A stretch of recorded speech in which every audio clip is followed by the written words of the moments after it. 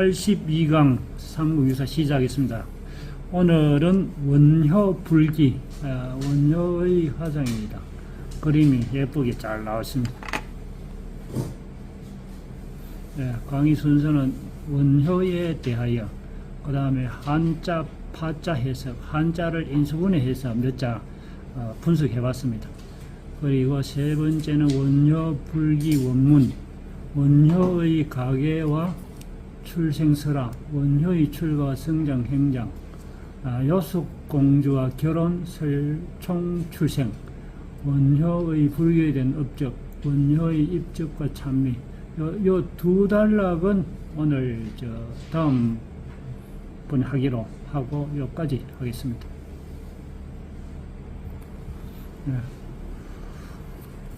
원효는 617년 진평왕 39년에 출생해서 686년에 입적했습니다. 그래서 한 70살, 그 당시에 아주 장수한 축에 들어갑니다.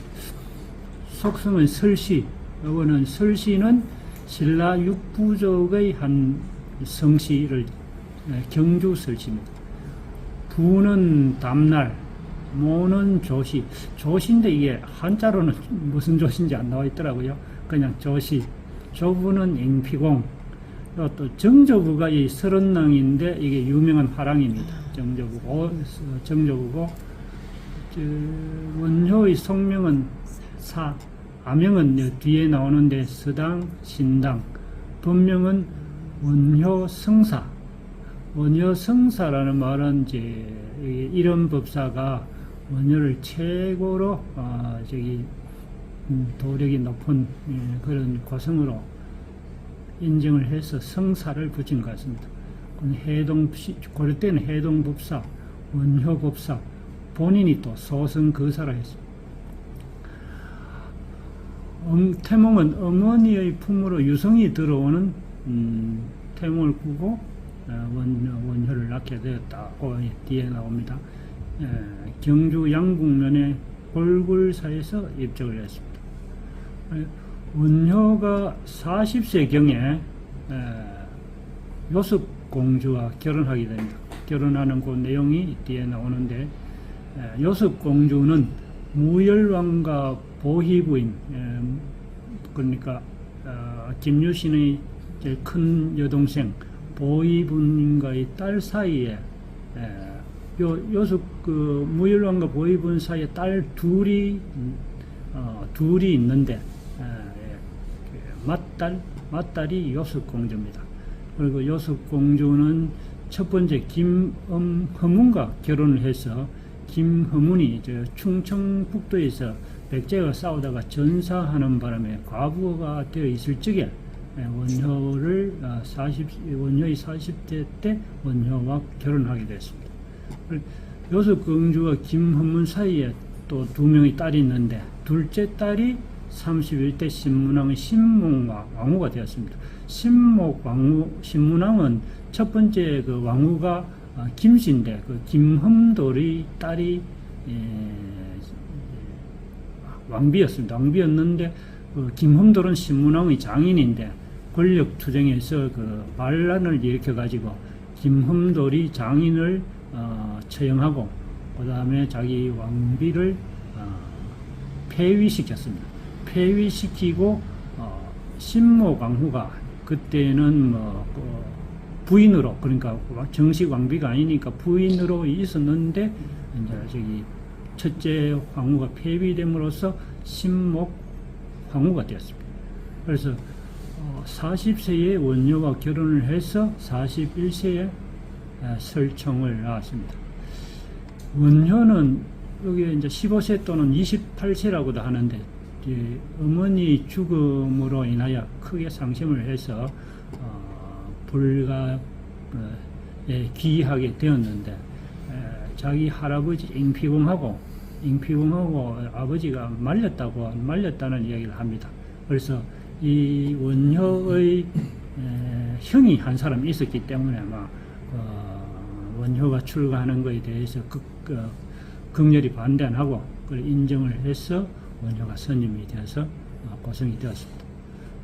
원효하고 의상 스님은 상당히 친한 것 같습니다. 의상 스님은 원효 스님보다 8살이 적습니다. 8살이 적는데 둘이 이제 의기투합돼 가지고 650년에 진도왕 4년에 34세 때 여든까지 이제 중국에 유학 가기 위해서 여든까지 갔는데 고려 국경 수비대에 발각돼 가지고 첩자로 오인됐으나 풀려났습니다. 요게 다음에 김 선생님이 하실 의상 정교에 요 내용 나옵니다. 그리고 두 번째로는 661년에 또 45세 때 의상과 당승에서 해골에 담긴 물을 마시고 깨달음을 얻었는데 그때 그런 마음을 일체의 유심자, 곧 마음이 일어나니 갖가지 현상이 일어나고 마음이 멸하니 땅만 부dum이 둘이 아님을 알았다. 그러니까 마음이 일어나니까 마음에 사람들이 마음에 어떤 것을 생각을 하고 하니까 거기에 대해서 모든 현상이 일어나니까 마음을 다스리는 것, 그것이 바로 원효 스님의 주된 사상입니다. 그래서 원효 스님에 대해서 사상으로 이야기할 것 같으면 내용이 많은데 다음 시간에 조금 내용을 하도록 그렇게 하고 이번은 이렇게 넘어가겠습니다. 그래서 전번에 한자 어려운 한자가 많아가지고 한자를 조금 이래 한 10몇 자 우리 생활에 많이 쓰이는 자들을 이렇게 부수하고 이렇게 파자를 해봤습니다. 요거는 기자입니다. 굴레기인데 요게 거물망이고 여기 말의 피부 가죽혁 말마 말의 피부에 덮어 씌운 거물 요게 굴레잖아요. 코하고 이렇게 머리에 이렇게 줄을 매 가지고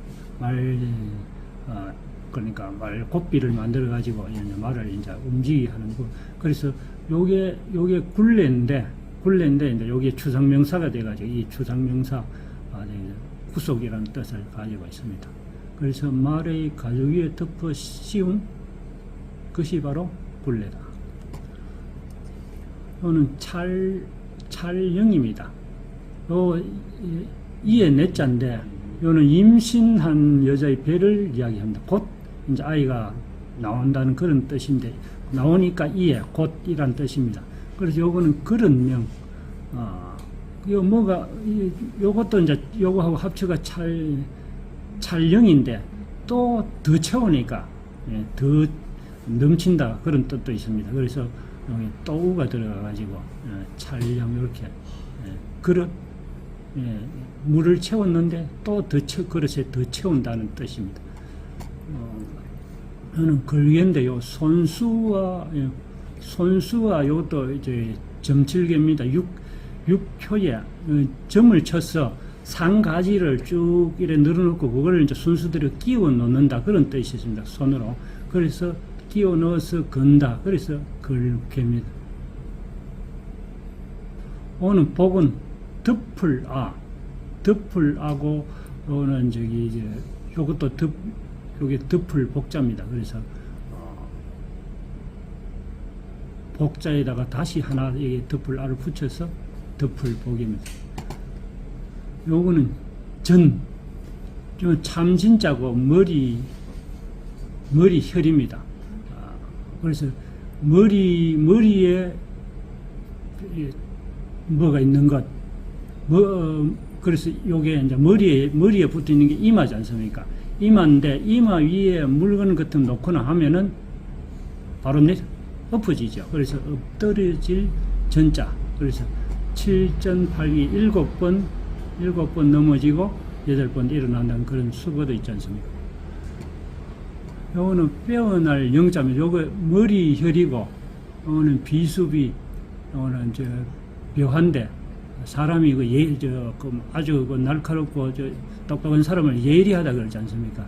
그래서 똑똑하고 요거는 화자는 쌀이지 않습니까? 쌀 나당일 머리에 뭐가 많이 들어있다는 뜻입니다. 그래서 요게 많이 들었으니까, 예리하고 많이 들었으니까 아주 뛰어난 사람, 그런 뜻입니다.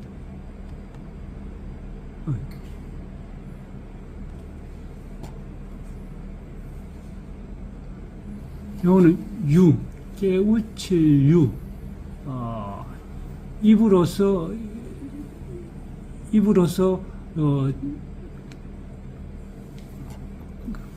말을 잘하면은 똑똑하지 않습니까? 그래서 깨우칠 유라고 합니다. 그래서 은유, 비유 그런 데 쓰는 말입니다.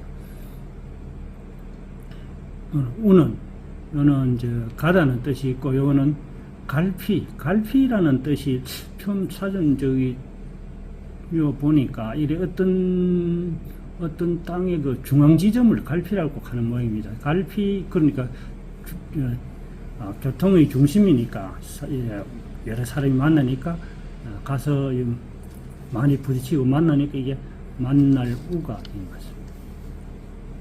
이거는 설기에 덮을멱 하늘 여덟 팔 눈목자인데, 점을 쳐서 거북의 껍질로 점을 쳐서 덮여 있는 안에 내면까지 일체를 분석해내는 눈, 그러니까 점을 쳐가지고 아직 내면에 있는 것까지 자세히 잘 안다. 그래서 설기에 임금예 뭐 이런 뜻으로 쓰이는 것입니다. 이거는 민첩할 민, 매양 매자거든요. 늘 인칠복자입니다. 늘 이래 막 잘 가라고 치니까 민첩해질 수밖에 없죠. 민첩할 민, 재빨할 민, 민감, 이게 어떤 감각이 아주 예민한 거를 민감이라고 해야겠습니다. 저는 얼풀영, 말을 길게 막 계속 한다는 그런 뜻입니다. 그래서 얼풀영. 이거는 떨어질 추. 이거는 무리가 막 땅으로 막 이렇게 떨어진다. 그래서 떨어질 추. 떨어질 추입니다. 여기는 빛광자의 군사군. 군사들이 전쟁하고 나서 업적이 어그러질 비. 손으로 어그러지니까 밀친다는 뜻이 있습니다. 그래서 밀친 배, 물리칠 배. 배국할 때 우리 요 배자를 씁니다. 예, 자기 영역에 공이 안 떨어지도록 공을 밀쳐내지 않습니까? 그래서 밀칠 배, 배국. 그래서 이렇게 우리 어려운 자는 빼고 일상생활에 많이 쓰이는 자 중에 몇 자 이렇게 분석해 봤습니다.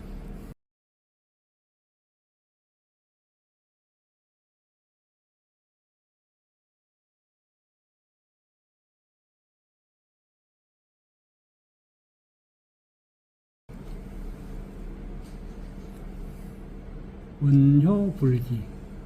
원효는 속박을 받지 않는다. 속박에 얽매이지 않는다. 이런 뜻입니다. 원효의 가계와 출정, 앞에 조금 전에 이야기했지만, 성사원효, 속성, 설시, 조, 인피공, 역운, 적대공, 검, 적대, 연적, 유, 인피공, 묘. 성사원효의 속세의 성은 설시이고, 할아버지는 인피공이며, 또한 적대공이라고도 한다. 지금의 적대 연못 옆에 인피공의 사당이 있다. 우는 담날 4마리고, 담날 4마리다. 4말은 신라의 17관등 중에 12관등 남아와 같은 말입니다. 그래서 아버지 이름은 담날, 누를납입니다. 초시생우, 암양군 남,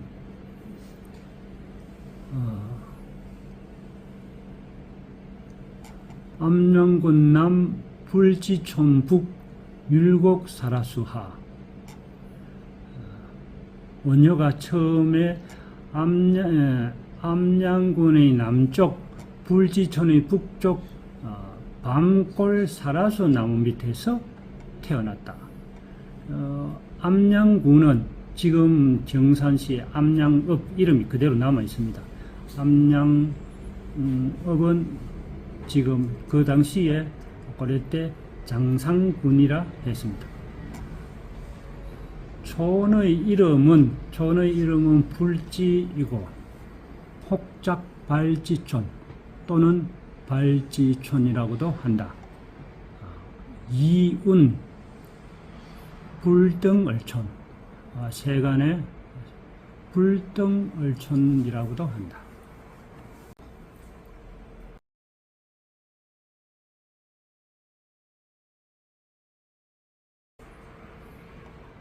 사라수와 원효 출생설화에 관한 학설.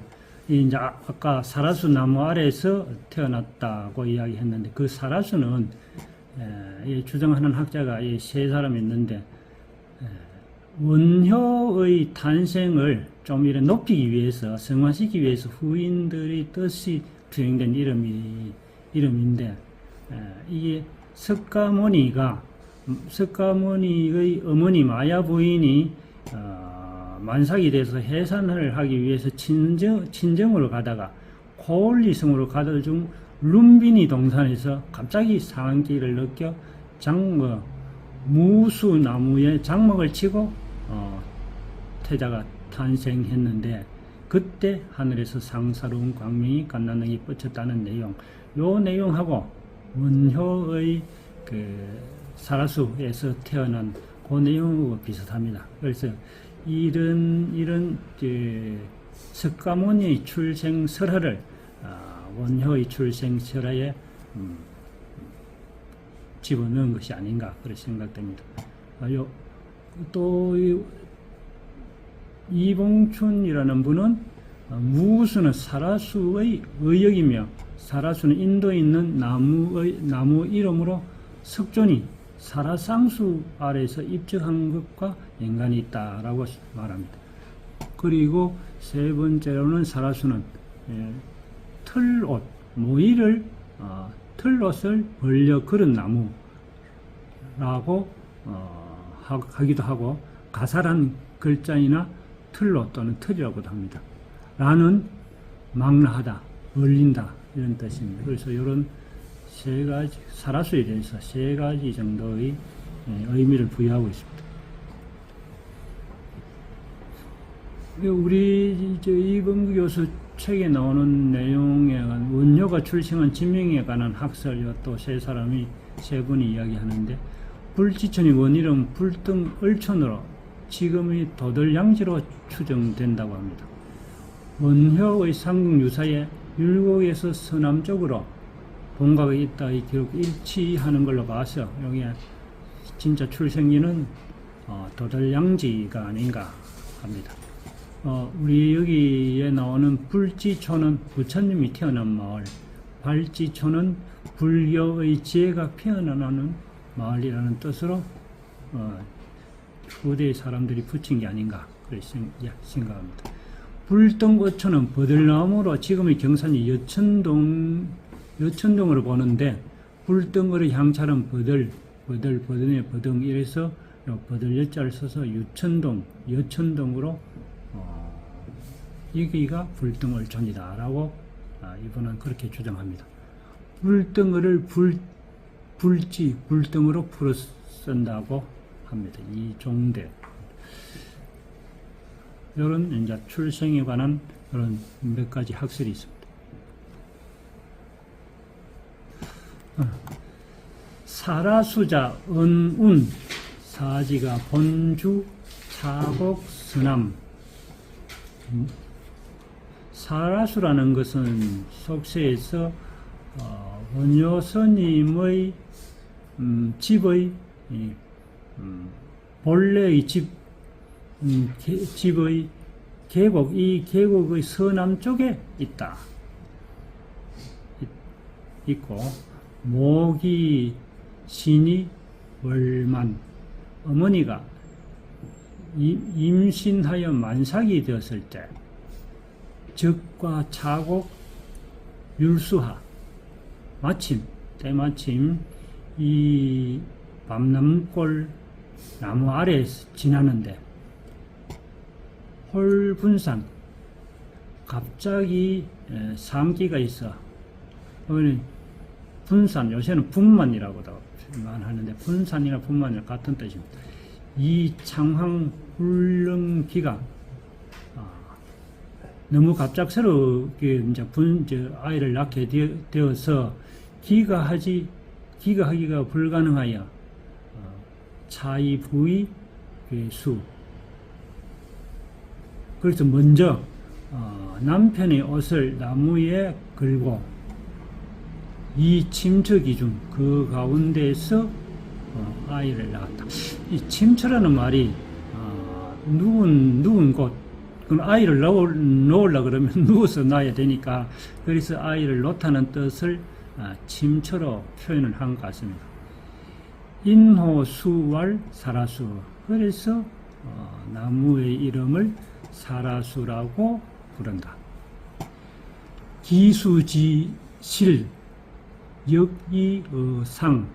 그 나무의 열매가 보통과 달라서 지금칭 사라율, 지금에 이르러 사라율이라고 한다.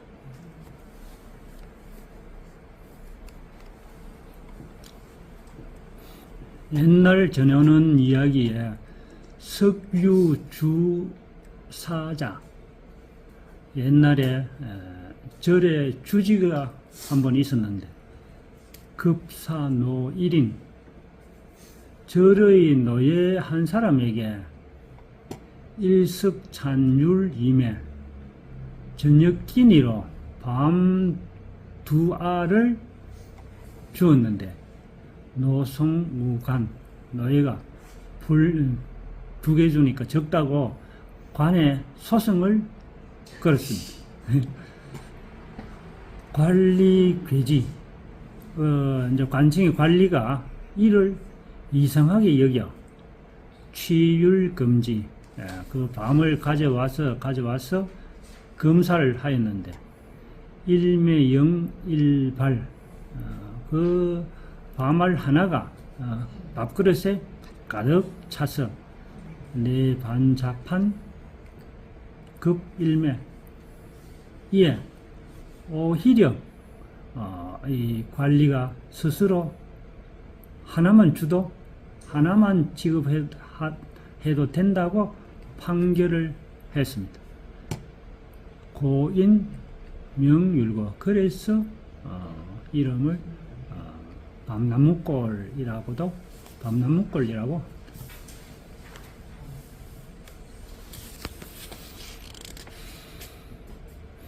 문의 출가 성장 행장.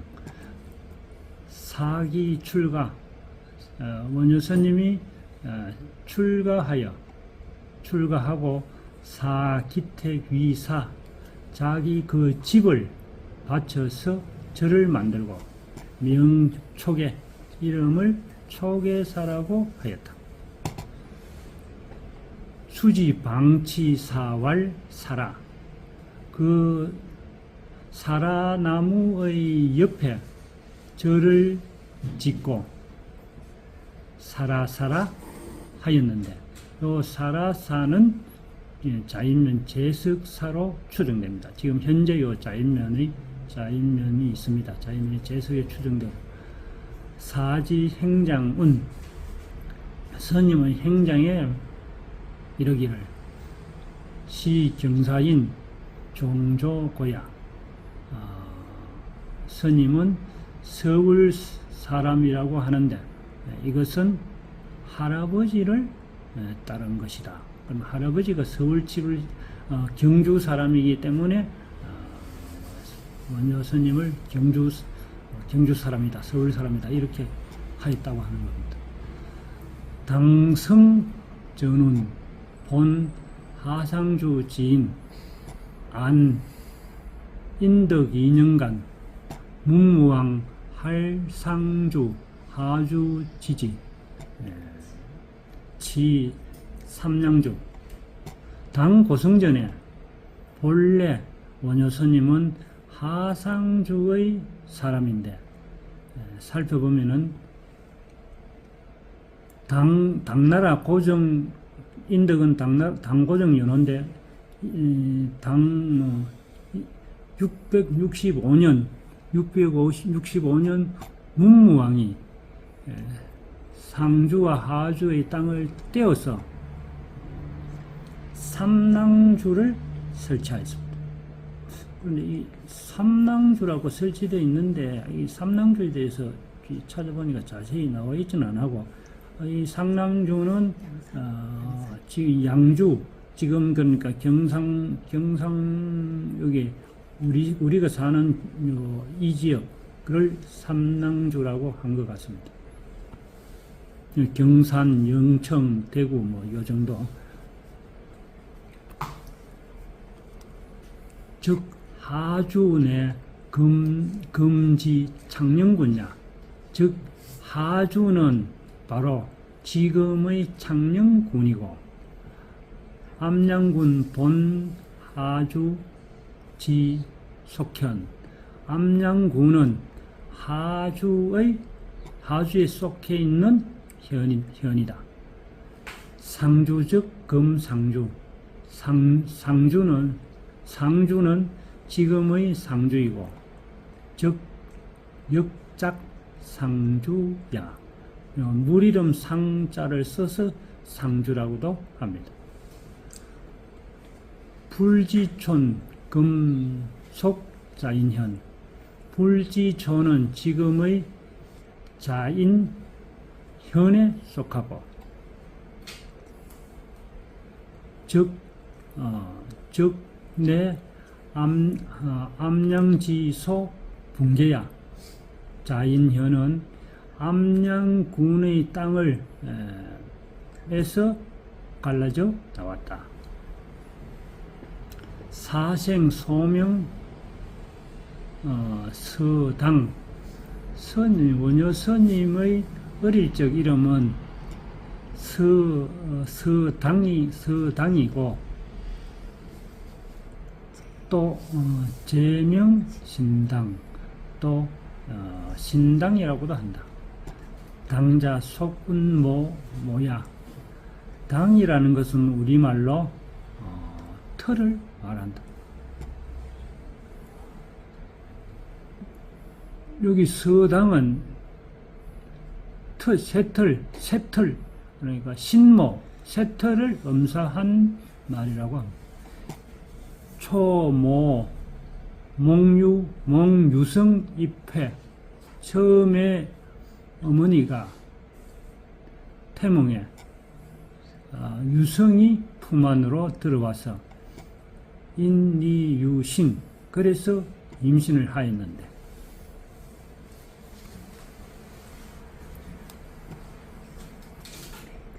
급장산 유오색 운복야 복지 그래서 출산할 때 5 색깔의 구름이 땅을 덮었다. 저기 이제 석가모니의 출생할 때 광명이 비쳤다 하는 그거를 비슷하게 말을 만든 것이 아닌가 그렇습니다. 진평왕 39년 대업 30년 정축세야. 신라 26대 진평왕 617년에 17년인 수양제 연호 3년 정축년이다. 생이영이 태어나자 아주 총명하고 뛰어나서 학불종사 스승을 따르지 않고 학문을 배웠다. 스승 없이 스스로 학문을 깨우쳤다는 얘기입니다. 기유방시말 홍통무적 배우는데 여러 지방으로 돌아다니면서 그 정말 돌아다니는 그 전력과 불교의 그 불교를 널리 이제 홍보하고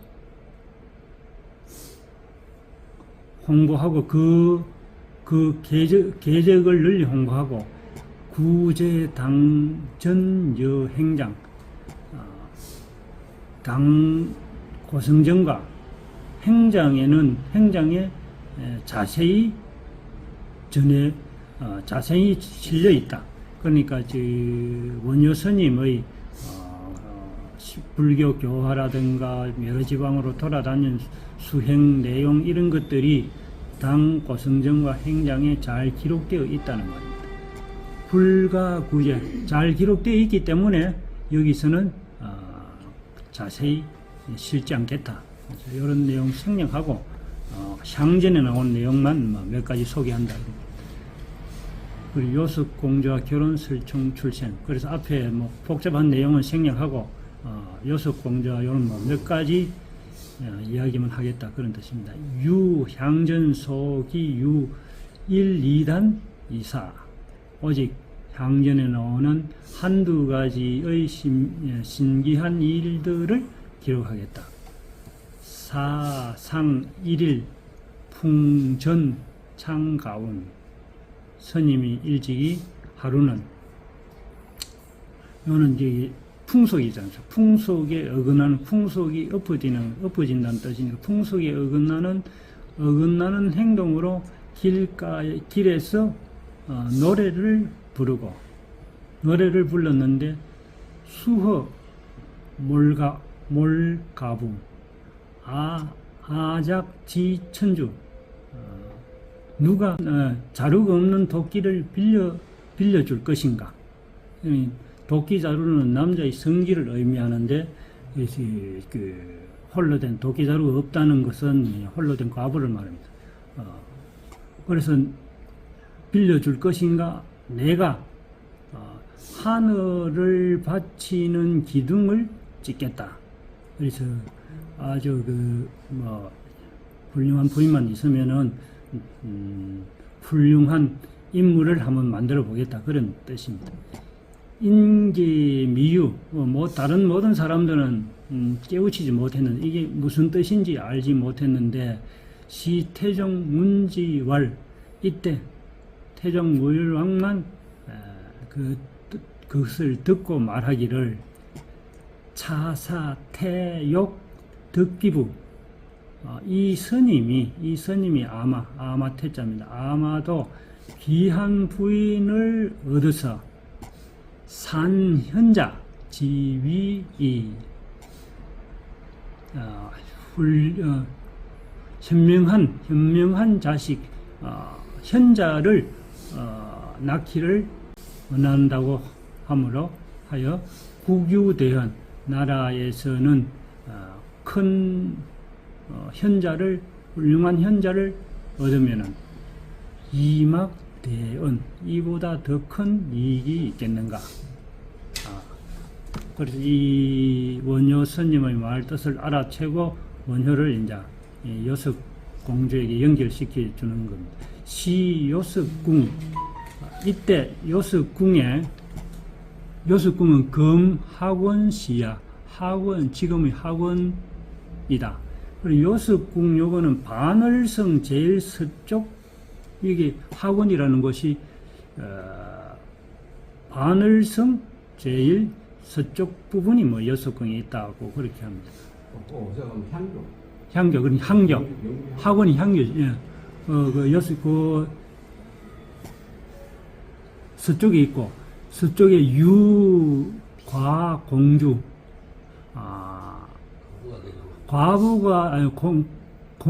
과부인 공주가 있는데, 직궁리 멱효인입. 왕이 칙명을 관리들에게 명령을 내려 원효를 찾아서 인도하여 오라고 했다는 얘기입니다. 인도하여 국리봉칙 장구지 이게 관리가 왕의 명령을 받들어 원효를 찾으러 갔는데 이 자남 산례 과문 문청교 이미 남산으로부터 내려와서 문청교를 지날 때 우지 원효를 만났다. 관리가 문청교를 막 지날 적에 만났는데 이 문청교는 사천, 소군 연천, 우문천, 우교, 명유교야. 사천이라고도 하고 또 속세에서는 연천이라고도 하고 문천이라고도 하고 요거는 너름나무 유자입니다. 너름나무로 다리를 만드는 게 아니냐 그렇게 추정을 합니다. 그래서 유교라고도 한다.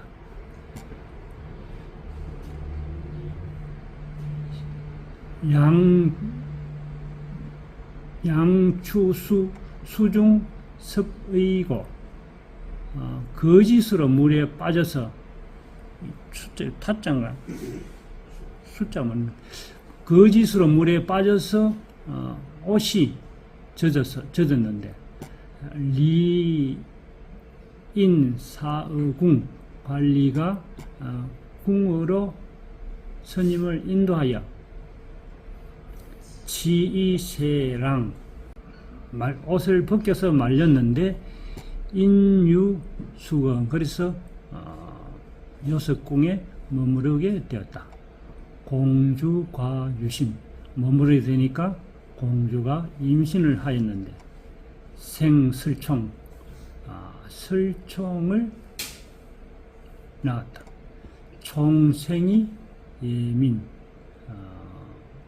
슬총은 태어나자 아주 지혜롭고 민첩하였다. 민첩에서 박통경사 유교와 역사에 널리 통달했다. 그래서 이 슬총은 655년에 태어나서 죽은 나이는 알 수 없는데 신라 3대 문장가라고 합니다. 김대문, 최치원, 설총 이렇게 3대 문장가이고 설총은 유학자인 것 같습니다. 그래서 이두를 집대성한 유명한 학자입니다.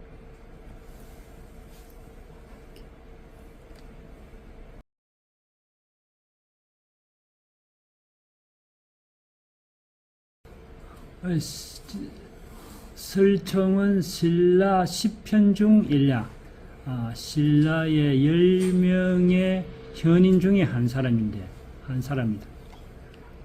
이방음, 통회, 화이, 방속, 물명. 방언으로서 중국과 우리나라의 지방의 풍습과 물건의 이름을 통달하고 사례 이치를 깨우쳤다. 그러니까 아마 이두를 이야기하는 것 같습니다. 이두의 대가니까 중국이나 우리나라의 풍습이나 이런 여러 가지 거를 자세히 알고 있다 그런 뜻인 것 같습니다. 신라 십성에는 설총 이름 우리가 듣도 보도 못한 분들도 많이 있어요.